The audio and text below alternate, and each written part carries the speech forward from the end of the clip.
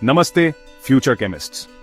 मुझे पता है कि 12वीं कक्षा के बोर्ड एग्जाम नजदीक हैं और ऑर्गेनिक केमिस्ट्री को कॉन्कर करने का सोचना थोड़ा डॉन्टिंग लग सकता है, लेकिन पता है क्या, हम एक सुपर फास्ट रिवीजन जर्नी शुरू करने वाले हैं जिससे आप कॉन्फिडेंट फील करेंगे और एग्जाम्स के लिए रेडी होंगे।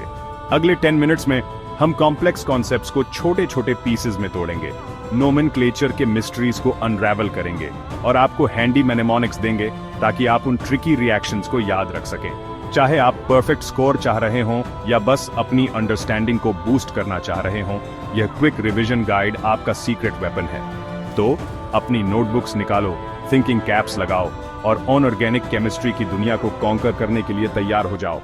One reaction at a time, let's do this. इससे पहले कि हम ऑर्गेनिक रिएक्शंस की एक्साइटिंग दुनिया में डाइव करें, चलो कुछ बेसिक कॉन्सेप्ट्स के साथ एक सॉलिड फाउंडेशन बनाते हैं। याद रखें, organic chemistry carbon containing compounds और उनके फैसिनेटिंग प्रॉपर्टीज के बारे में है। सबसे पहले हमारे पास हाइड्रोकार्बन्स हैं, जो ऑर्गेनिक मॉलिक्यूल्स की बैकबोन हैं और सिर्फ कार्बन और हाइड्रोजन एटम्स से बने होते हैं। इन्हें आगे alkanes, single bonds, alkenes, double bonds और अल्कीनेस, ट्रिपल बॉन्ड्स में क्लासिफाई किया जा सकता है। इसके बाद हमारे पास फंक्शनल ग्रुप्स हैं, जो मॉलिक्यूल्स के अंदर एटम्स के स्पेसिफिक ग्रुप्स होते हैं जो उनके केमिकल बिहेवियर को डिटरमिन करते हैं। इन्हें ऑर्गेनिक कंपाउंड्स के पर्सनैलिटी ट्रेट्स समझो।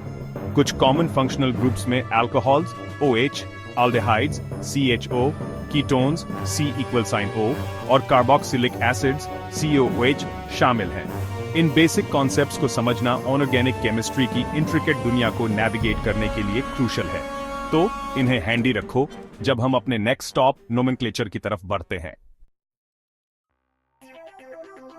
ऑर्गेनिक कंपाउंड्स का नेमिंग करना एक नई लैंग्वेज सीखने जैसा लग सकता है, लेकिन डरो मत, यह उतना मुश्किल नहीं है जितना यह दिखता है। यह बस रूल्स के एक सेट को फॉलो करने और पैटर्न्स को रिकॉग्नाइज करने के बारे में है। एक बार जब आप इन रूल्स को समझ लेते हैं तो यह एक पजल को सॉल्व करने जैसा हो जाता है। IUPAC, international union of pure and applied chemistry, system in compounds को नेम करने का एक स्टैंडर्डाइज्ड तरीका प्रोवाइड करता है। यह सिस्टम पूरी दुनिया में साइंटिस्ट और स्टूडेंट्स द्वारा यूज किया जाता है। यहाँ एक क्विक ब्रेकडाउन है।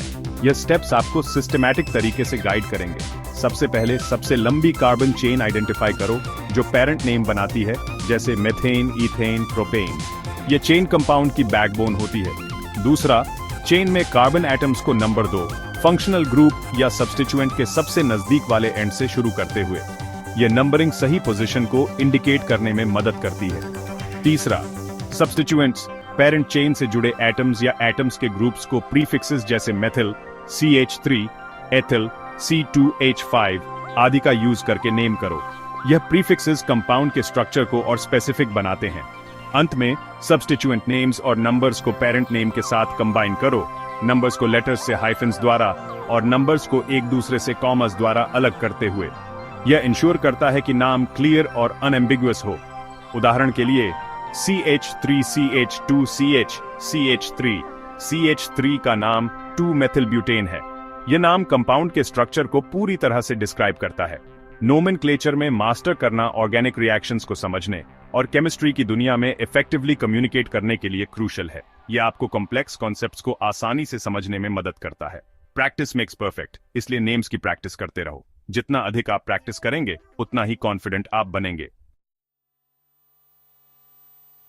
ऑर्गेनिक रिएक्शंस ऑर्गेनिक केमिस्ट्री का हार्ट एंड सोल हैं।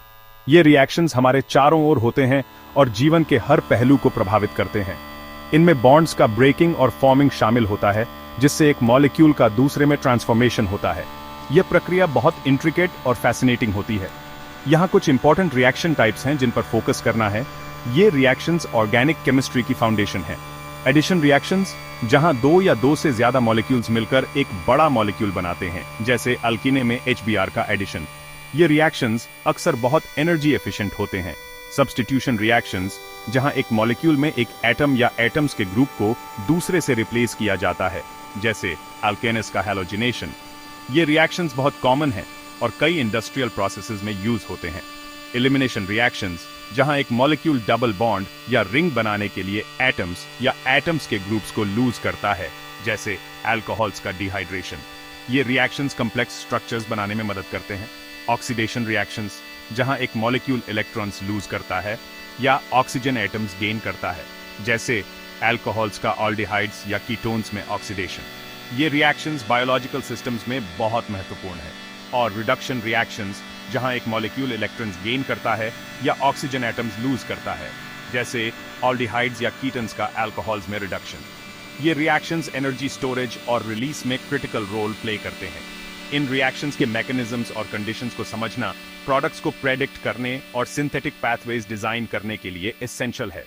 यह नॉलेज आपको कॉम्प्लेक्स केमिकल सिंथेसिस को सिंप्लीफाई करने में मदद करेगा। रिएक्शन राइटिंग की प्रैक्टिस करने और की रिएजेंट्स को आइडेंटिफाई करने पर फोकस करें। यह प्रैक्टिस आपको रिएक्शंस को बेहतर समझने और उन्हें इफेक्टिवली अप्लाई करने में मदद करेगी। सेक्शन 5, अल्कोहल, फिनोल और ईथर ऑक्सीजन की अनऑर्गेनिक तिकड़ी। अल्कोहल, फिनोल और ईथर ऑक्सीजन युक्त कार्बनिक यौगिक हैं। अल्कोहल अपने OH समूह के साथ पेय पदार्थों, दवाओं और ईंधन में पाए जाते हैं। वे निर्जलीकरण जैसी प्रतिक्रियाओं से गुजरते हैं, जिससे एल्केन और ऑक्सीकरण बनते हैं, जिससे एल्डिहाइड या कीटोन बनते हैं। फिनोल, जिनमें बेंजीन रिंग से जुड़ा एक OH समूह होता है, में एंटीसेप्टिक गुण होते हैं और रेजिन और फार्मास्यूटिकल्स में उपयोग किए जाते हैं। वे अल्कोहल से अधिक अम्लीय होते हैं। ईथर, जो COC समूह की विशेषता रखते हैं, सॉल्वेंट्स और एनेस्थेटिक्स के रूप में उपयोग किए जाते हैं। वे अल्कोहल और फिनोल की तुलना में अपेक्षाकृत प्रतिक्रियाशील नहीं होते हैं। विलियमसन ईथर संश्लेषण और अल्कोहल के लिए लुकास परीक्षण जैसे विशिष्ट परीक्षणों जैसी महत्वपूर्ण प्रतिक्रियाओं को याद रखें। सेक्शन 6, एल्डिहाइड, कीटोन और कार्बोक्सिलिक एसिड कार्बोनिल यौगिक। एल्डिहाइड CHO समूह के साथ इत्र और स्वाद में उपयोग किए जाते हैं। इन्हें कार्बोक्सिलिक एसिड में ऑक्सीकृत किया जा सकता है और प्राथमिक अल्कोहल में कम किया जा सकता है। कीटोन, जिनमें कार्बन श्रृंखला के भीतर C=O समूह होता है, सॉल्वेंट्स और पॉलीमर में पाए जाते हैं। वे एल्डिहाइड से कम प्रतिक्रियाशील होते हैं। कार्बोक्सिलिक एसिड COH समूह के साथ सिरका और खट्टे फलों में मौजूद होते हैं। वे कमजोर एसिड होते हैं और क्षार के साथ लवण बनाते हैं। महत्वपूर्ण प्रतिक्रियाओं में न्यूक्लियोफिलिक जोड़ प्रतिक्रियाएं और एल्डिहाइड और कीटोन के बीच अंतर करने के लिए टॉलन परीक्षण और फेहलिंग परीक्षण जैसे परीक्षण शामिल हैं। सेक्शन 7, अमाइन, नाइट्रोजन के कार्बनिक प्रतिनिधि। अमाइन में नाइट्रोजन होता है और अमोनिया NH3 के व्युत्पन्न होते हैं। नाइट्रोजन परमाणु से जुड़े एल्किल या एरिल समूहों की संख्या के आधार पर उन्हें प्राथमिक, द्वितीयक या तृतीयक के रूप में वर्गीकृत किया जाता है। अमाइन में एक गड़बड़ गंध होती है और वे क्षारीय होते हैं। वे एसिड के साथ प्रतिक्रिया करके लवण बनाते हैं। नाइट्रस एसिड के साथ अमाइन की प्रतिक्रियाओं और उनकी पहचान के लिए हिंसबर्ग परीक्षण को याद रखें। सेक्शन 8, स्मृति सहायक और सुझाव, आपके गुप्त हथियार। जब जटिल प्रतिक्रियाओं और अवधारणाओं को याद रखने की बात आती है, तो स्मृति सहायक और सुझाव जीवन रक्षक हो सकते हैं। ये उपकरण आपको न केवल जानकारी को याद रखने में मदद करते हैं, बल्कि इसे लंबे समय तक बनाए रखने में भी सहायक होते हैं। आपको आरंभ करने के लिए यहाँ कुछ दिए गए हैं। ये सुझाव और तकनीकें आपके अध्ययन को अधिक प्रभावी और मजेदार बना सकती हैं। टॉलन परीक्षण। टॉलन अभिकर्मक एल्डिहाइड के साथ एक रजत दर्पण देता है। ये एक महत्वपूर्ण परीक्षण है जो आपको एल्डिहाइड और कीटोन के बीच अंतर करने में मदद करता है। इससे यह याद रखने में मदद मिलती है कि टॉलन परीक्षण का उपयोग एल्डिहाइड को कीटोन से अलग करने के लिए किया जाता है, क्योंकि एल्डिहाइड एक रजत दर्पण देते हैं जबकि कीटोन नहीं देते हैं। यह परीक्षण रसायन विज्ञान में एक महत्वपूर्ण अवधारणा है। फेहलिंग परीक्षण। फेहलिंग विलेन एल्डिहाइड के साथ एक लाल अवक्षेप देता है। यह परीक्षण भी एल्डिहाइड और कीटोन के बीच अंतर करने का एक और तरीका है। यह हमें याद दिलाता है कि फेहलिंग परीक्षण एल्डिहाइड को कीटोन से अलग करने का एक और तरीका है, जिसमें एल्डिहाइड एक ईंट लाल अवक्षेप देता है। यह परीक्षण रसायन विज्ञान के छात्रों के लिए बहुत उपयोगी है। मार्कोव-निकोव नियम अमीर अमीर होते जाते हैं। यह नियम आपको एल्केन में हाइड्रोजन हैलाइड के योग को समझने में मदद करता है। यह याद रखने में मदद करता है कि एल्केन में हाइड्रोजन हैलाइड के योग में हाइड्रोजन परमाणु पहले से जुड़े अधिक हाइड्रोजन परमाणुओं वाले कार्बन परमाणु में जुड़ जाता है।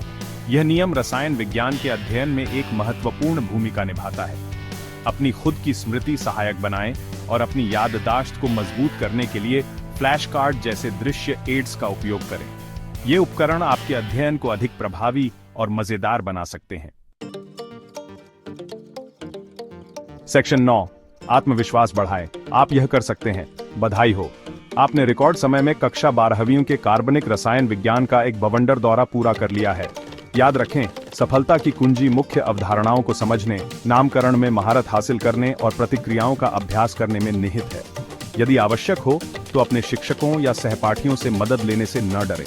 और सबसे महत्वपूर्ण बात, खुद पर और सफल होने की अपनी क्षमता पर विश्वास करें। अब वहां जाओ और उन बोर्ड परीक्षाओं में धूम मचा दो। तुम कर सकते हो।